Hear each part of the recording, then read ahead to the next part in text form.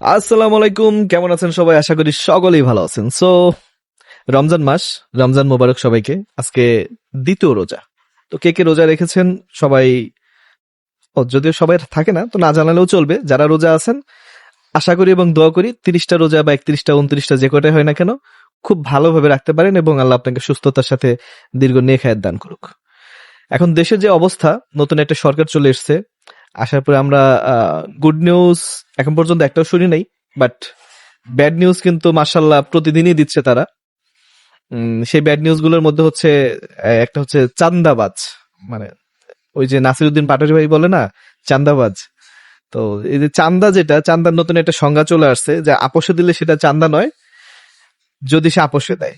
তার মানে আমার এলাকায় যদি একজন চান্দা নিতে আসে আমার কাছে, আমি তো ভাই সাধারণ মানুষ, আমি ধরেন এখানকার একজন ভাড়াটে, তারা স্থানীয়, বেশিরভাগ যারা চান্দা নেয় তারা স্থানীয়।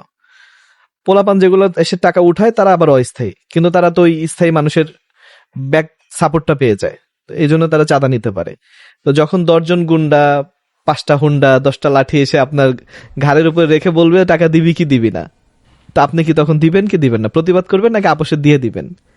তো এরকম আপোষে যদি চাঁদা নিতে আসে আর সেটা যদি সরকার বৈধ করে দেয়, আবার এমন একজন সরকারের এমন একজন মন্ত্রী সেটাকে বৈধ করছে। আমি যতটুকু ওই ভিডিও দেখলাম বেশ কয়েকটা, যেহেতু মন্ত্রী হয়েছে তার তো এখন ব্যাকগ্রাউন্ডটা মানুষের সামনে চলে আসবে। তো মন্ত্রী সবাই, তো যতগুলো মন্ত্রী আছে অলমোস্ট বেশিরভাগই মানে একেবারে ঋণ খেলাপি, তারপরে হচ্ছে বনদস্যু, ভূমিদস্যু, এরকম অনেক আছে। তার মধ্যে আগে উনাকে নিয়েই বলি, যে এই কথাটা বলছে উনার নামে অলরেডি মনে হয় উনার নামে নাকি উনার কোম্পানির নামে দেখলাম যে মার্ডার কেসের আসামি সে। কারণ একটা অ্যাপার্টমেন্ট করেছিল, সেখানে 5টা রুম দেওয়ার কথা ছিল সে মালিককে, সেখানে দিয়েছে 2টা, 3টা হচ্ছে তারা দেয়নি সে মালিককে, এবং তাদেরকে আক্রমণ করে বাড়িওয়ালার যে ছেলেটা ওনাকে আহত করা হয়েছে, হসপিটালে যাওয়ার পর সে মারা গেছে। তো এরকম মার্ডার কেসের আসামিও কিন্তু উনি। তো যার প্রপার্টি বিজনেস নিয়ে এত বিতর্কিত, মার্ডার কেসের আসামি, সে এখন 3টা মন্ত্রণালয়ের মন্ত্রী। এগুলো নিয়ে আমাদের কোনো প্রবলেম নাই। তার আইনগতভাবে যদি সলিড থাকে ভালো, যদি অন্যায় করে আইনের সাথে আইনের মাধ্যমে শাস্তি পাবে। কিন্তু মানে এত বিতর্ক একজন মানুষকে মন্ত্রী বানানো হয়েছে, তারপরে আবার সে এসেই প্রথমেই বিতর্কমূলক কথা বলছে। তো আমাদের জন্য একটু গুড নিউজ দেন, ব্যাড নিউজ কেন দিচ্ছেন? কোথায় এসে বলবেন চাঁদাবাজ বন্ধ হয়ে যাবো? আপনি কোন যে আপোষে দিলে এটা চাঁদাবাজ না, মানে এটাকে চাঁদা বলা যায় না।